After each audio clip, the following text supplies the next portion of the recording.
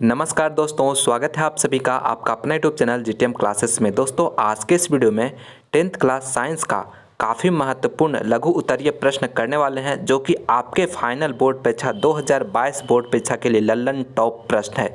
यानी यह प्रश्न 100% दोस्तों फाइनल बोर्ड परीक्षा में छपेगा तो छपेगा, ठीक है। इसलिए आपसे दिल से रिक्वेस्ट है कि आप इस वीडियो को शुरू से अंत तक जरूर देखिए, क्योंकि यह जो आज हम 10 प्रश्न सिलेक्ट करके लाए हैं वह काफ़ी महत्वपूर्ण है।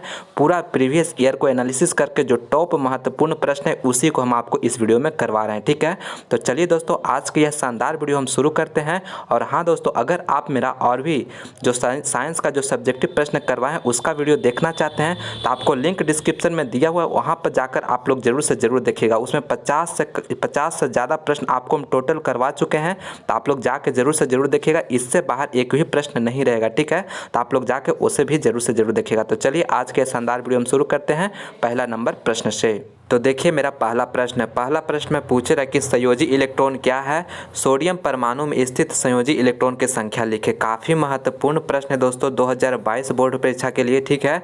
तो देखिए आपको इसमें आंसर लिखना है कि संयोजी इलेक्ट्रॉन क्या है, इसमें पूछ रहा है, ठीक है। तो आंसर लिखना है कि किसी तत्व के परमाणु में वाह्यतम कक्षा में उपस्थित इलेक्ट्रॉन को संयोजी इलेक्ट्रॉन कहा जाता है, ठीक है। यानी कि किसी भी तत्व के परमाणु में जो वाह्यतम कक्षा में उपस्थित इलेक्ट्रॉन होता है उसी को क्या कहते हैं, संयोजी इलेक्ट्रॉन कहते हैं, ठीक है। और पूछा जा रहा था कि सोडियम परमाणु में स्थित संयोजी इलेक्ट्रॉन की संख्या लिखना है। तो देखिए सोडियम परमाणु यानी सोडियम को हम किस से डिनोट करते हैं, तो Na से डिनोट करते हैं, ठीक है। आप लोग 1 से लेकर कम से कम 20 तक आप लोग जरूर से जरूर परमाणु संख्या और उस तत्व यानी परमाणु का जो यानी कि उस एलिमेंट का नाम आप लोग जरूर से जरूर याद रखिएगा, ठीक है। देखिए सोडियम परमाणु की परमाणु संख्या 11 है। यानी ये जो सोडियम है इसका परमाणु संख्या कितना होता है, 11 होता है। अतः पहले कक्षा में 2, दूसरे कक्षा में 8 और अंतिम कक्षा में 1 इलेक्ट्रॉन होते हैं। अतः सोडियम के संयोजी इलेक्ट्रॉन की संख्या 1 है। यानी दोस्तों कहने का मतलब सोडियम का जो पूछा जा रहा था संयोजी इलेक्ट्रॉन की संख्या, तो इसका पहला कक्षा में जो होता है 2 इलेक्ट्रॉन होता है, ठीक है। और दूसरा में 8 होता है और अंतिम कक्षा यानी वाह्यतम कक्षा में 1 इलेक्ट्रॉन होता है, ठीक है। तो जो 1 इलेक्ट्रॉन ये होता है ना, यही मेरा क्या हो जाता है, सोडियम का संयोजी इलेक्ट्रॉन हो जाता है, ठीक है। इसलिए सोडियम का अगर संयोजी इलेक्ट्रॉन की संख्या पूछा जाएगा तो कितना हो जाएगा, 1 हो जाएगा, ठीक है। तो यही मैंने इसमें प्रश्न में पूछे जा रहा था, तो इसी प्रकार आपको आंसर देना था। इसी प्रकार का और भी यानी पहले पूछ लेगा संयोजी इलेक्ट्रॉन क्या है, यहाँ पे सोडियम की जगह कुछ और दे सकता है, मैग्नीशियम दे सकता है, एल्युमिनियम दे सकता है, ठीक है। तो उसे आप उसी तरह से इसका यानी कि आप सोडियम यानी मैग्नीशियम के लिए पूछा जाएगा तो मैग्नीशियम के लिए लिखिएगा, ठीक है, इस तरह से। तो चलिए उम्मीद करते हैं कि यह प्रश्न आप लोग समझ गए होंगे। चलिए अब अगला प्रश्न देखते हैं, दूसरा नंबर।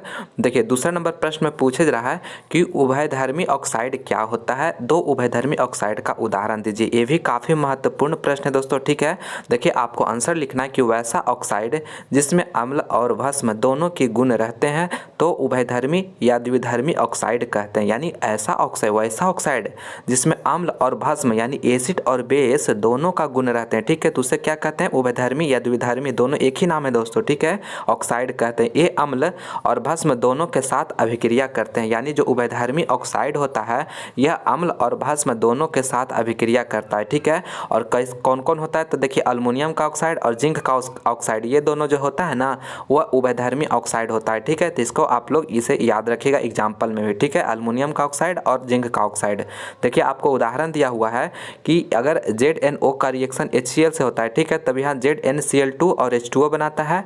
और ZnO यानी कि जिंक ऑक्साइड बताया ना, जिंक ऑक्साइड का अगर Na यानी 2NaOH का रिएक्शन होता है तो Na2ZnO2 प्लस H2O बनाता है, ठीक है, इस तरह से। यानी कि देखिए ये मेरा यानी जिंक ऑक्साइड है, यानी यह उभयधर्मी ऑक्साइड है। ये देखिए एसिड है तो एसिड से भी रिएक्शन कर रहा है, ठीक है, यानी कि अम्ल से भी रिएक्शन कर रहा है। और यह मेरा क्या है, यानी कि भस्म है तो भस्म से भी यानी कि रिएक्शन कर रहा है, ठीक है। तो यही हो जाता है क्या, उभयधर्मी ऑक्साइड हो जाता है, ठीक है। तो आप लोग इस तरह से अच्छी तरह से याद रखिएगा और इसी तरह से आप लोग एग्जाम में लिखिएगा दोस्तों। फुल यानी 100 में से आपको फुल में से फुल मार्क्स जरूर से जरूर मिला। इस तरह से आपको अगर लिखते हैं रिएक्शन जरूर से जरूर याद कर लीजिएगा आप लोग, ठीक है। इससे ना आपको फुल मार्क्स ज़्यादा यानी मिलने का चांसेस बढ़ जाता है, ठीक है। चलिए अब अगला प्रश्न देखते हैं, तीसरा नंबर प्रश्न काफ़ी महत्वपूर्ण प्रश्न है। पूछा है कि विषम पोषी पोषण से आप क्या समझते हैं। काफ़ी महत्वपूर्ण प्रश्न है दोस्तों, ठीक है। इस साल 100% आने का चांसेस है इस प्रश्न का। देखिए पूछे रहा कि बताया जा रहा है आंसर में आपको लिखना है कि पोषण का वह प्रक्रम जिसमें जीव भोजन का संश्लेषण स्वयं न कर दूसरे जीवों की सहायता से अथवा किसी न किसी रूप में अन्य स्रोत से प्राप्त करता है विषम पोषी पोषण कहलाता है। यानी विषम पोषी पोषण किसको कहते हैं? या पोषण का वैसा प्रक्रम जिसमें कोई भी जीव जो है ना भोजन का स्वयं संश्लेषण नहीं कर पाता है, ठीक है ना। जैसे कि पेड़ पौधा का क्या है, पेड़ पौधा अपना भोजन स्वयं बना लेता है, ठीक है, किसी जीव पर आश्रित नहीं होता है, इसीलिए ये जो होता है वह स्वयं पोषी कहलाता है, ठीक है। लेकिन यह विषम पोषी किसको कहेंगे? जो भी जीव है जैसे वह दूसरे यानी दूसरे जीव पर या किसी और पर निर्भर करता है अपना भोजन के लिए, ठीक है, तो उसी को हम लोग क्या कहते हैं? विषम पोषी पोषण कहते हैं, ठीक है, पोषण कहलाता है, ठीक है।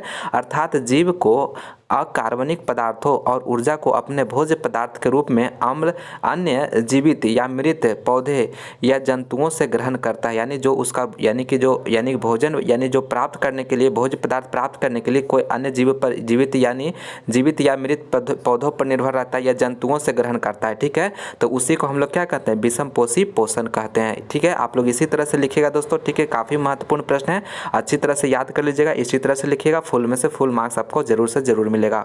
और यह आंसर लिखा हुआ दोस्तों काफ़ी सटीक आंसर लिखा हुआ है, आप लोग इसी तरह से लिखिएगा, ठीक है। चलिए अब आगे बढ़ते हैं। और हाँ दोस्तों, अगर अभी तक आप इस वीडियो को लाइक नहीं किए हैं तो प्लीज़ आप इस वीडियो को लाइक जरूर कर दीजिए, अपने दोस्तों में इस वीडियो को ज़्यादा से ज़्यादा शेयर भी जरूर से जरूर करिएगा, ठीक है। काफ़ी मेहनत से ये सब इंपॉर्टेंट प्रश्न आपके लिए हम VVI प्रश्न सेलेक्ट करके लाए हैं ताकि आप एग्जाम में जो आपका टारगेट है उसे आप 100% यानी उसे पूरा कर सके, ठीक है। और चैनल पे नए हैं, हमारे यूट्यूब चैनल GTM क्लासेस को अभी तक सब्सक्राइब नहीं किए हैं तो प्लीज़ आप लोग चैनल को सब्सक्राइब करके बेल आइकन भी प्रेस कर लीजिएगा ताकि हम जब भी वीडियो आपके एग्जाम से रिलेटेड अपलोड करें तो उसका नोटिफिकेशन आप लोगों को सबसे पहले मिले, ठीक है। और दोस्तों इसी तरह से मेरा और साइंस का सब्जेक्टिव प्रश्न का वीडियो देखना चाहते हैं तो आपको डिस्क्रिप्शन में लिंक है, वहाँ पर जाकर देख सकते हैं, नहीं तो आप हमारे चैनल के प्लेलिस्ट बना हुआ है, ठीक है, वहाँ पर जाकर हमारे दूसरे वीडियो को देख सकते हैं जिसमें कि आपको सिर्फ और सिर्फ VVI प्रश्न ही करवाएं दोस्तों, ठीक है। यानी कि आपको 2 नंबर वाला प्रश्न टोटल लगभग 50 से ज़्यादा प्रश्न आपको हम करवा चुके हैं, ठीक है। तो अगर नहीं देखें तो प्लेलिस्ट में जाकर आप लोग देखिए और जितना प्रश्न हम आपको करवाएं ना दोस्तों उससे यानी कि उसके अंदर से ही आएगा, उससे बाहर एक भी प्रश्न नहीं रहेगा, ठीक है। तो आप लोग अभी समय है, फटाफट जाकर जो भी 50 प्रश्न से अधिक हम करवाए हैं प्लेलिस्ट बना हुआ है, जाकर आप लोग देख लीजिए। चलिए अगला प्रश्न अब देखते हैं। चौथा नंबर प्रश्न में पूछे जा रहा है कि एम्पियर की परिभाषा दे। काफ़ी महत्वपूर्ण प्रश्न है। एक प्रश्न ऐसा प्रत्येक साल रहता है, या तो पूछे एम्पियर का परिभाषा दे या तो वोल्ट का परिभाषा दे। इसी तरह से एक प्रश्न इस तरह का प्रत्येक साल आता ही आता है, ठीक है। तो आप लोग इसे अच्छी तरह से याद कर लीजिएगा। देखिए आपको आंसर लिखना है कि यदि किसी विद्युत परिपथ के किसी अनुप्रस्थ क्षेत्रफल से 1 कूलम आवेश प्रति सेकंड प्रवाहित हो तो परिपथ में प्रवाहित धारा की प्रबलता 1 एम्पियर होती है। यानी यदि किसी भी विद्युत परिपथ में अनुप्रस्थ क्षेत्रफल से 1 कूलम आवेश प्रति सेकंड प्रवाहित हो रहा है, यानी 1 कूलम का आवेश जो है 1 सेकंड में प्रवाहित होता है ना, तो उस यानी कि प्रवाहित धारा का जो प्रबलता होता है वह 1 एम्पियर होता है, ठीक है।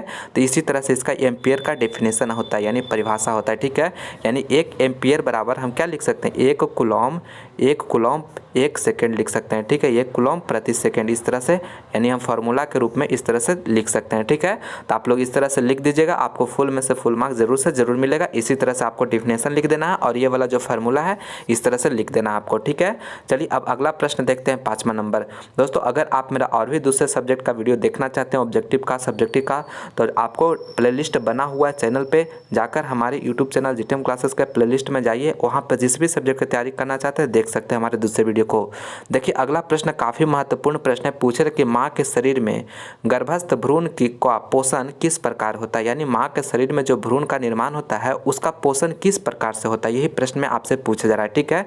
तो ये भी काफ़ी महत्वपूर्ण प्रश्न है दोस्तों। जो भी प्रश्न सेलेक्ट किए हैं काफ़ी इंपॉर्टेंट VVI प्रश्न है जो कि आपके बोर्ड परीक्षा में 100% आने का चांसेज है, इसलिए आप लोग इस वीडियो को अंत तक जरूर बने रहिएगा। देखिए आपको आंसर लिखना है कि गर्भस्थ भ्रूण का पोषण रुधिर की सहायता से होता है, यानी माँ के शरीर में जो गर्भस्थ भ्रूण होता है, भ्रूण का जो निर्माण होता है उसका जो पोषण होता है वह रुधिर के सहायता यानी रक्त के सहायता से होता है। चूँकि गर्भस्थ भ्रूण गर्भाशय में बने प्लेसेंटा नामक ऊतक से चिपका होता है, यानी जो भ्रूण का निर्माण होता है वह गर्भाशय में बने प्लेसेंटा नामक एक ऊतक बना होता है, ठीक है, उससे जो है वह भ्रूण जुड़ा हुआ रहता है, ठीक है। और इस ऊतक द्वारा भ्रूण रुधिर से पोषक तत्वों को ग्रहण करता है, यानी यह जो भ्रूण होता है यानी इस ऊतक के माध्यम से जो है पोषक तत्वों को ग्रहण करता है तथा वर्ज्य पदार्थ भी इसी प्लेसेंटा के द्वारा भ्रूण से निष्कासित होता है। यानी भ्रूण में जो भी वर्ज्य पदार्थ, कहने का मतलब अपशिष्ट पदार्थ का जो निर्माण होता है इसी प्लेसेंटा से यह निष्कासित भी होता है। ठीक है, यानी कि प्लेसेंटा से ही जो है जो भ्रूण होता है वो पोषण भी करता है और इससे उत्सर्जन भी करता है। ठीक है, तो काफ़ी महत्वपूर्ण प्रश्न है दोस्तों, इस प्रश्न को आप लोग अच्छी तरह से याद रखिएगा। ठीक है, ये भी प्रश्न आपको इस साल 100% आने का चांसेज है, इसलिए आप लोग अच्छी तरह से याद रखिएगा। चलिए अगला प्रश्न अब देखते हैं। अगला प्रश्न काफ़ी महत्वपूर्ण प्रश्न है, पूछ रहे कि अपघटन अभिक्रिया क्या है, दो उदाहरण दे। अपघटन अभिक्रिया क्या है, तो देखिए आपको आंसर लिखा है कि वैसी अभिक्रिया जिसमें किसी यौगिक के बड़े अणु के टूटने से दो या दो से अधिक सरल यौगिक बनते हैं जिनके गुण मूल यौगिक के गुण से बिल्कुल भिन्न होते हैं, तो उस अभिक्रिया को वियोजन या अपघटन अभिक्रिया कहते हैं। यानी वियोजन अभिक्रिया पूछे या अपघटन अभिक्रिया, दोनों का एक ही नाम है। ठीक है, तो आपको इसी तरह से यानी एक बड़ा यौगिक रहेगा जो दो या दो से अधिक सरल यौगिक में टूटेगा। जैसे कि देखिए मेरा ये क्या है, कैल्शियम कार्बोनेट है। ठीक है, यह अगर इसमें रिएक्शन यानी कि इसका अपघटन होने पर यह कैल्शियम ऑक्साइड और कार्बन डाइऑक्साइड में ये टूटता है। ठीक है, देखिए आपको पहला उदाहरण दिया हुआ है और यह दूसरा उदाहरण दिया हुआ है। ठीक है, तो यह देखिए एक बड़ा यानी कि यह मेरा कैल्शियम कार्बोनेट है, एक बड़ा यौगिक है जो कि कैल्शियम ऑक्साइड और कार्बन डाइऑक्साइड दो छोटे छोटे सरल यौगिक में टूट रहा है। ठीक है, तो इस तरह से इसका यानी कि आपको डिफिनेशन देना था, पूछ रहा कि अपघटन अभिक्रिया क्या है, इसका दो उदाहरण देना है। ठीक है, तो देखिए आपको दो उदाहरण दोनों याद रखना है, ये भी और ये भी। ठीक है, इसी तरह से आप लोग यानी कि पहले इसका डिफिनेशन लिख दीजिएगा और इसका उदाहरण दे दीजिएगा। 2 मार्क्स आपको दम फटाक से आपको टीचर जो होगा कॉपी चेक करने वाले सर वो 100% देंगे। ठीक है, चलिए अब अगला प्रश्न देखते हैं। और दोस्तों अगर आप हमारे यूट्यूब चैनल जीटीएम क्लासेस को अभी तक सब्सक्राइब नहीं किए हैं तो प्लीज़ चैनल को सब्सक्राइब जरूर से जरूर कर दीजिएगा। और दोस्तों अगर आप मेरा और भी दूसरे सब्जेक्ट का सब्जेक्टिव प्रश्न का वीडियो देखना चाहते हैं तो आपको लिंक डिस्क्रिप्शन में मिलेगा, वहाँ पर जाकर देख सकते हैं। हिंदी का, सोशल साइंस का, संस्कृत का, सभी का आप लोग जाकर देखिए, उसमें काफ़ी VVI प्रश्न जो कि आपके बोर्ड परीक्षा में 100% आने का चांस है जो वही करवाया गया। ठीक है, तो आप लोग जाकर जरूर से जरूर देखिए। चलिए अगला प्रश्न देखते हैं, 7वां नंबर प्रश्न पूछ रहे कि पादप में रासायनिक समन्वय किस प्रकार होता है। यह भी काफ़ी महत्वपूर्ण प्रश्न है, पूछे जा रहा है कि पादप में जो रासायनिक समन्वय होता है वह किस प्रकार से होता है। तो आपको देखिए आंसर लिखा हुआ है कि पादप में रासायनिक समन्वय पादप हार्मोन द्वारा होता है। यानी पादप में जो रासायनिक समन्वय होता है दोस्तों वह पादप हार्मोन द्वारा होता है। ठीक है, पादप कोशिकाओं द्वारा विभिन्न प्रकार के पादप हार्मोन जैसे ऑक्सिन, जिबेरेलिन, साइटोकाइनिन आदि उत्पन्न होते हैं। यानी पादप हार्मोन ये सब क्या है, ऑक्सिन, जिबेरेलिन, साइटोकाइनिन ये सब पादप हार्मोन है जो यानी कि पादप के कोशिकाओं द्वारा उत्पन्न होता है और विसरण द्वारा सभी साथी कोशिकाओं में विसरित हो जाते हैं। ठीक है, जिसके प्रभाव से कोशिकाओं में वृद्धि यानी जिसके प्रभाव से कोशिकाओं में वृद्धि होता है, फल पकता है। ठीक है, कोशिका विभाजन होता है, पुष्प कलिकाओं का बनना एवं खिलना आदि क्रियाएं होती है। इस प्रकार पादपों में रासायनिक समन्वय होता है। यानी कि हम कह सकते हैं कि जो भी यानी पादप हार्मोन होता है, ऑक्सिन होता है, जिबरेलिन्स होता है, साइटोकाइनिन होता है, इसी के सहायता से ये सब रासायनिक समन्वय होता है पादपों में। ठीक है, यानी पेड़ पौधा में। ठीक है, तो यानी कि कोशिकाओं में वृद्धि, फलों का पकना यानी जो पेड़ पौधे में फल पकता है, कोशिका विभाजन, पुष्प जो खिलता है। ठीक है, पुष्प कलियां का बनना और खिलना, ये सभी क्रियाएं जो होता है ना ये किसके कारण, तो रासायनिक समन्वय के कारण ही होता है। ठीक है, तो इस तरह से आपको आंसर लिखना था, काफ़ी महत्वपूर्ण प्रश्न है, अच्छी तरह से याद रखिएगा। ठीक है, चलिए अगला प्रश्न अब देखते हैं 8वां नंबर प्रश्न में पूछा जा है कि जीवाश्म ईंधन से आप क्या समझते हैं, दो उदाहरण दे। ये भी काफ़ी महत्वपूर्ण प्रश्न है दोस्तों। यहाँ पे 8वां नंबर में पूछे जीवाश्म ईंधन से आप क्या समझते हैं। देखिए आपको आंसर लिखा हुआ कि ऐसा ईंधन जिसका निर्माण करोड़ों वर्ष पूर्व जीव जंतुओं एवं वनस्पतियों के उच्च दाब एवं ताप के कारण से पृथ्वी के अंदर दबने से हुई, उसे जीवाश्म ईंधन कहते हैं। यानी कि यह जीवाश्म ईंधन जो है ना, कोयला है, पेट्रोल, इसका उदाहरण देखिए कोयला, पेट्रोलियम, प्राकृतिक गैस, ये सभी जो है इसकी जीवाश्म ईंधन का उदाहरण है। ठीक है, तो देखिए ये कोयला, पेट्रोलियम ये सब है ना दोस्तों, बहुत पहले यानी कि जो ये पहले जैसे यानी मेरा अर्थ पृथ्वी पर ना पेड़ पौधा था। ठीक है, वह किसी कारण से वह पृथ्वी के अंदर चला गया। ठीक है, यानी कि भूकंप आया होगा या बाढ़ आया होगा, कुछ कारण से ये जो पेड़ पौधा जो पहले था वो क्या पृथ्वी के अंदर चला गया। ठीक है, है, और पृथ्वी के अंदर दाब और ताप यानी कि उच्च दाब ताप रहता है, ठीक है। यानी कि इसके कारण जो है ये सभी जो था पेड़ पौधा जो था यानी कोई जीव जंतु अंदर दब गया, वही सब उसी सब से जो है कोयला, पेट्रोलियम, प्राकृतिक गैस ये सभी का निर्माण हुआ है, ठीक है। करोड़ों वर्ष लगा ये सब निर्माण होने में, ठीक है। तो ये आपको बताया गया है कि ऐसा ईंधन जिसका निर्माण करोड़ों वर्ष पूर्व जीव जंतुओं तथा वनस्पतियों को उच्च दाब ताप के कारण से पृथ्वी के अंदर दबने से हुई, उसे जीवाश्म ईंधन कहते हैं। इस तरह से आपको डिफिनेशन देना था और ये एग्जाम्पल दे देना था, ठीक है। आपको 2 मार्क्स आपको मिल जाएगा, इतना लिख दीजिएगा बस, ठीक है। सभी आंसर आपको काफ़ी सटीक आंसर लिखा हुआ है दोस्तों, ठीक है। काफ़ी यानी कि खुद अपने लैंग्वेज में लिख कर लाए हैं ताकि आप एग्जाम में काफ़ी सरल भाषा में लिखकर ज़्यादा से ज़्यादा मार्क्स ला सके, ठीक है। चलिए अब अगला प्रश्न देखते हैं। 9वां नंबर प्रश्न में पूछा है कि रक्त के मुख्य कार्यों को लिखे। काफ़ी महत्वपूर्ण प्रश्न है ये प्रश्न, 100% आपके बोर्ड परीक्षा में छपेगा तो छपेगा, ठीक है। इसलिए आप लोग अच्छी तरह से इसे याद रखिएगा। देखिए आपको आंसर लिखा हुआ है कि रक्त के मुख्य कार्य निम्नलिखित है, इस तरह से लिख देना। और पहला कार्य देखिए लिखा हुआ है कि यह रक्त के थक्का बनने में सहायक होता है, यानी रक्त को थक्का बनने में ये सहायक होता है। और दूसरा कार्य क्या है कि यह हमारे शरीर के तापमान को स्थिर बनाए रखता है, यानी ये हमारे शरीर का जो टेम्परेचर होता है वह स्थिर बना रहता है, ठीक है। यहाँ पे आपसे एक प्रश्न पूछ रहे हैं, आपका आंसर उसे कमेंट करके बताना है कि हमारा जो शरीर यानी जो शरीर का टेम्परेचर, नॉर्मल टेम्परेचर कितना होता है। आप लोग आंसर कमेंट करके जरूर से जरूर बताइएगा, ठीक है। यानी हम लोग का जो शरीर का बॉडी का टेम्परेचर जो होता है, नॉर्मल टेम्परेचर कितना रहना चाहिए, ठीक है। तो वो आप लोग कमेंट करके बताइएगा। चलिए अगला अब मेरा पॉइंट जो है यानी तीसरा नंबर पॉइंट, यह ऑक्सीजन और कार्बन डाइऑक्साइड गैसों को परिवहन करता है, यानी ये जो रक्त होता है वह ऑक्सीजन और कार्बन डाइऑक्साइड को गैसों को जो है परिवहन करता है। और अगला चौथा में है कि यह शरीर के विभिन्न रोगाणुओं के संक्रमण से सुरक्षा प्रदान करता है, यानी विभिन्न प्रकार के जो रोगाणुओं के संक्रमण से जो है रक्षा प्रदान करता है। कौन? तो रक्त, ठीक है। और ये मेरा 4 पॉइंट हो गया। और अगला देखिए 5वां पॉइंट में है कि यह पचे भोजन को छोटी आंच से शरीर के विभिन्न भागों में पहुंचाता है, यानी पचा हुआ जो भोजन होता है उसको छोटी आंच से शरीर के विभिन्न भागों में पहुंचाता है। और 5वां, यह शरीर के दाब स्थिर रखता है, ठीक है। यानी दोस्तों इसमें आपको हम रक्त का जो मुख्य कार्य पूछा जा रहा था, इसमें आपको हम 6 महत्वपूर्ण कार्य बताए हैं, ठीक है। इसमें आपको कम से कम 4 से 5 अपने एग्जाम में अगर ये आता है तो आप जरूर से जरूर लिखिएगा 2 मार्क्स यानी लेने के लिए, ठीक है। तो आप लोग 4 से 5 यानी 4 कम से कम जरूर से जरूर लिखिएगा। और ज़्यादा से ज़्यादा आप 6 भी लिख सकते हैं, कोई दिक्कत नहीं, लेकिन आप 4 कम से कम जरूर से जरूर लिखिएगा, ठीक है। तो चलिए अब अगला प्रश्न देखते हैं। 9वां कंप्लीट हो गया। 10वां नंबर प्रश्न में पूछा जा रहा है कि विद्युत चुंबकीय प्रेरण से आप क्या समझते हैं। तो देखिए आपको आंसर लिखा हुआ है कि जब किसी बंद कुंडली से गुजरने वाली चुंबकीय क्षेत्र रेखाओं की कुल संख्या में परिवर्तन होता है तब कुंडली से प्रेरित धारा बहती है। यह विद्युत धारा उतने ही समय तक बहती है जब तक यह परिवर्तन की जारी रहता है। इस प्रकार उत्पन्न होने वाली धारा को प्रेरित धारा तथा इस घटना को विद्युत चुंबकीय प्रेरण कहते हैं। यानी ये भी काफ़ी महत्वपूर्ण प्रश्न है, आपको इस तरह से याद रखना है। यानी कि पूछा जाता है विद्युत चुंबकीय प्रेरण से आप क्या समझते हैं, ठीक है। तो आपको इस तरह से आंसर लिखना है, ठीक है। इसी तरह से आप आंसर लिखिएगा ताकि जो है आपका कॉपी में 2 में से 2 मार्क्स, फुल में से फुल मार्क्स मिल सके। देखिए बताया कि बंद कुंडली में गुजरने वाले चुंबकीय क्षेत्र रेखाओं की कुल संख्या में परिवर्तन होता है और इस कुंडली में प्रेरित धारा जो बहती है, इस विद्युत धारा उतने ही समय तक बहती है जब तक यह परिवर्तन जारी रहता है। जब तक यह परिवर्तन होता है तब तक ही वो धारा जो है उत्पन्न यानी बहती है। और इस उत्पन्न होने वाली धारा को ही क्या बोलते हैं, प्रेरित धारा। और इस घटना यानी जो ये घटना हो रहा है उसको विद्युत चुंबकीय प्रेरण कहते हैं, ठीक है। तो इस तरह से आपको आंसर देना था।